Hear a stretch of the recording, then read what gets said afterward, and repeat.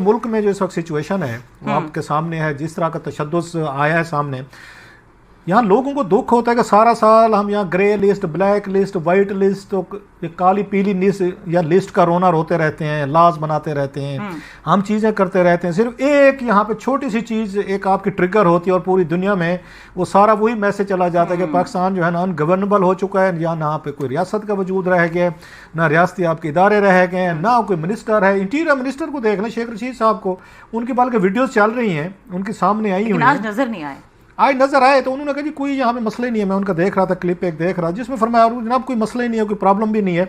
ये जहन में रखें कि शेख रशीद साहब इज़ वन ऑफ देम। उन्होंने खुद उनका क्लिप है, जब नवाज शरीफ साहब दौर में जहाँ पे आए थे, फैज़ाबाद वाला धरना हुआ था, तो शेख साहब ने तो थ्रेट की थी हुकूमत को। अगर वो क्लिप है, मेरा ख्याल है हमारे टीम के पास, अगर लोगों को सुना है कि जिन्होंने उस वक्त एंडोर्स किया था कि ये तहरीक के लोग जो है मुजाहिरीन बिल्कुल ठीक कर रहे हैं, और अगर आपने ना किया तबाही कर देंगे, बर्बाद कर देंगे, टेक ओवर कर लेंगे, घरों में घुस जाएंगे। ये सारे शेख साहब ने खुद बातें फरमाई हुई हैं।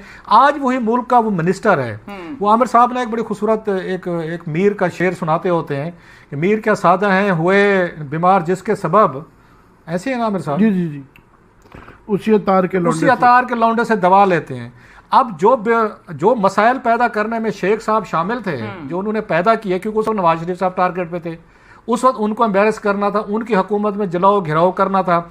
अब वही चीज़ें उन्होंने की, उनको खुद सामना करना पड़ेगा। इमरान खान साहब ने खुद प्रेस कॉन्फ्रेंस की हुई है, वो भी तहरीक के मौजूदा तहरीक के जो लोग हैं इनके हामी रहे हैं। उन्होंने कहा था कि मेरे वर्कर जो हैं वो भी वहाँ पे शामिल होना चाहते हैं। वो कहते हैं कारमा इज ए बिच, वो कहते हैं कि जो आप ये करते हैं दुनिया में, कंसेप्ट जो है इसका हिंदू मैथोलॉजी का, कि जो अच्छा बुरा आप यहाँ पे वो करते हैं ना, उसका आपको जो इसी दुनिया में ही उसका सिला अच्छा बुरा आपको मिल जाए। सो इमरान खान साहब जो हैं इस वक्त चुप करके, जब पूरे मुल्क की इतनी बदनामी हो रही है, ये पुलिस वालों को रोड पे मारा गया है, जख्मी हुए हैं, आपने उनको डीमोरलाइज किया है। वजीर आजम बनना आपका ज़िंदगी का सबसे बड़ा पहला और आखिरी मतलब शौक है, तो उसके साथ रिस्क भी हैं, उसके साथ थ्रेट्स भी हैं, उसके साथ जिम्मेदारियां भी हैं, अयाशियां भी हैं, मज़े भी हैं।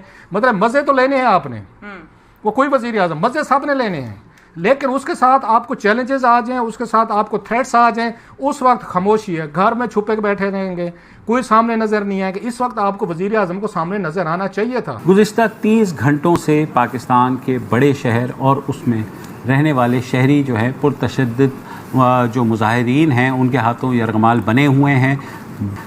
जो बड़ी सड़कें हैं उन शहरों की, ख़ुसूसन पंजाब के शहरों की, वो अभी तक ब्लॉक हैं। कराची के जो एयरपोर्ट जाने वाले रास्ते पर स्टार गेट चौरंगी है वो भी ब्लॉक है, पुरतशद्दुद मुजाहरे हुए हैं, पुलिस वैन्स जलाई गई हैं, मोटरसाइकिलें जलाई गई हैं, और सबसे बढ़कर 2 पुलिस कांस्टेबल लाहौर में वो अब तक शहीद हो चुके हैं इन पुरतशद्दुद मुजाहिरीन के हाथों। और कांस्टेबल मोहम्मद अफजल और कांस्टेबल अली इमरान, 2 ये कांस्टेबल हैं जिनकी अब तक कन्फर्म्ड इत्तलात हैं कि वो शहीद हो चुके हैं।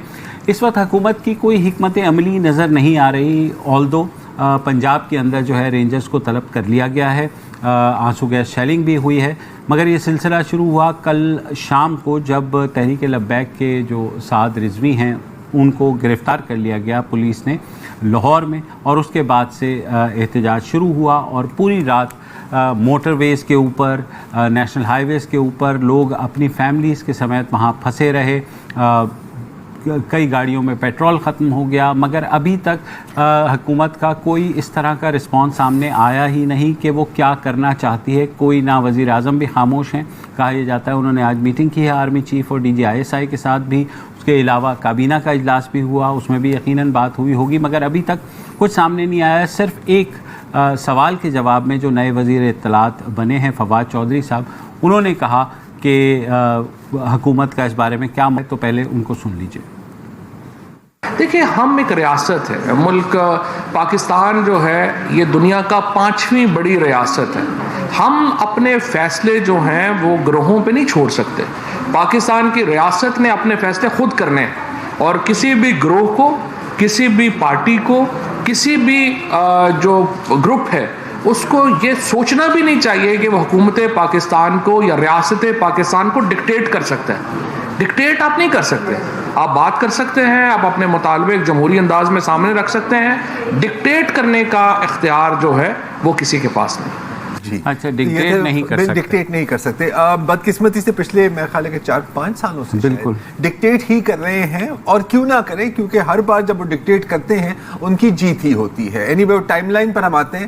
اچھا یہ بھی انہوں نے اچھی بات ہے کہ فواد چودھری صاحب نے کچھ کہا، بے شک سوال کے جواب میں یہ بات کی کہ اسٹیٹمنٹ تو کسی سے نہیں آئی، اور جو انتہائی اوور ایکٹیو وزراء اور ترجمان ہیں حکومت کے، وہ بھی شاید پتہ نہیں، انٹیریئر منسٹر شیخ انٹیریئر رشید منسٹر صاحب کا بھی کچھ ایک کسی نے پوچھا، وہ گاڑی میں بیٹھ رہے تھے تو انہوں نے کہا کہ نہیں کسی کو رہا نہیں کیا جا رہا، ہنس کے نکلیں. طاہر اشرفی صاحب ابھی عادل شاہ زیب کے ساتھ تھے، وہ ان کو میں سن رہا تھا، کم و پیش وہی باتیں کی ہیں جو ابھی فواد چودھری نے کی ہے. بالکل کہیں کہیں روڈوں کو کلیئر کیا گیا ہے، کہیں کہیں کیا گیا، لیکن میں پہلے سے بات کرنا چاہ رہا ہوں ہماری بہادر پولیس فورس پر جو تشدد کیا گیا ہے. میں سوچنے پر مجبور ہوں کہ اگر کل وہ کہیں کہ سر ہم نے نہیں جانا، کیونکہ جبھی بھی ان کو ڈپلوائے کیا جاتا ہے اس فورس کے خلاف کوئی بیک اپ نہیں دی جاتی، نہ ہی کوئی، اور جو میری بات ہوئی ہے آف دی ریکارڈ، کوئی اسٹریٹجی، کوئی آپ کو ہدایت بھی نہیں دی جاتی، کلیئر انسٹرکشنز نہیں دی جاتی. نہیں، آپ کو کیا کہا جاتا ہے کہ سر ذرا تھوڑا سا سنبھال کے، ذرا دیکھ بھال کے، کیونکہ اونرشپ ٹاپ بھی پہ بھی کوئی نہیں لینا چاہتا، کیونکہ یہ ایک ایسا ایشو ہے کہ لوگ چاہتے ہیں کہ یار بہتر ہے کہ ہم آنکھیں بند کر دیں اور یہ غائب ہو جائے. یاد ہے جو پچھلے فیض آباد کے دھرنے میں پولیس کانسٹیبل شہید ہوئے تھے، ان کے خلاف FIR تک جو ہے نا وہ واپس لی گئی تھی، جو معاہدہ کیا گیا تھا ایز پر اگریمنٹ. بالکل ہر بار یہی ہوتا ہے، ایز پر اگریمنٹ. یہ ہسٹری پر بھی ہم جائیں گے، لیکن اگین اگر کل انہوں نے کہا کہ سر ہم نے نہیں جانا، تو ان کے اور آپ کے بیچ میں کون بچے گا؟ آپ کیا کہو گے؟ فوج صاحب کیا ٹائیگر فورس کو ڈپلوائے کرو گے؟ ہیں کہاں وہ؟ ویسے بڑے دنوں سے وزیر اعظم نظر نہیں آ رہے، تو ٹائیگر فورس تو بہت دور کی بات ہے. وسعت صاحب اس ساری صورتحال پر آپ کا تبصرہ پہلے لے لیتے ہیں. جی تھینک یو سو مچ. میں تو دنگ رہ گیا ہوں اعزاز کی رپورٹ پڑھ کے، کہ جب شیخ رشید نے ان سے وہاں ملاقات کی سعد رضوی سے، اور ان سے کہا کہ بھائی صاحب میرا وعدہ ہے، ہاتھ رکھ کے سینے پہ، کہ 20 اپریل تک ہم قرارداد لے آئیں گے. اس وقت شیخ رشید جو بہت شیر بنتے ہیں، کیا ان کے منہ سے یہ لفظ نہیں نکل سکتا تھا کہ نہیں ریاست آپ کی ڈکٹیشن نہیں لے گی؟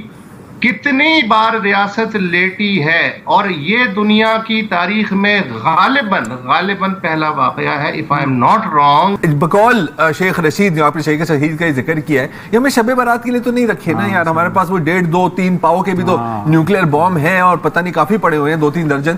تو بالکل جیسے ایکسپائرڈ ٹیئر آنسو گیس کو جب گورنمنٹ کے امپلائیز ایک پرامن مظاہرہ کر رہے تھے ڈی چوک پر، اور ان کے اوپر آنسو گیس کی فائرنگ ہوئی تھی، تو شیخ رشید نے بڑی ہنستے ہوئے، کیونکہ بڑے آپ کو پتہ ہے نا شغلی انسان ہے شیخ صاحب، کہا تھا کہ سر کبھی کبھی چیک بھی تو کرنا پڑتا ہے نا کہ ایکسپائرڈ نہ ہو. جی اور میں ریاست پاکستان کو مبارکباد دیتا ہوں کہ انہوں نے سعد رضوی کو واقعی 2 دن پہلے لیڈر بنا دیا. بالکل بنا دیا. اچھا یہ پروٹیسٹ بھی جن کو جو اریسٹ کیا ہے، ہاں وہ بھی کس گراؤنڈز پہ اریسٹ کیا ہے؟ آپ نے معاہدہ خود ہی کیا ہے. آپ نے اگر اس لیے اریسٹ کیا ہے کہ 20 اپریل کو یہ سب کچھ نہ ہو، آپ نے اس کو 8 دن پہلے کرا دیا ہے. تو اگین پلاننگ از امیزنگ، اور ماشاءاللہ یہ پلاننگ آپ کو ہر ایک ڈپارٹمنٹ میں یہی پلاننگ ملے گی، تو کم از کم کنسسٹنسی ہے.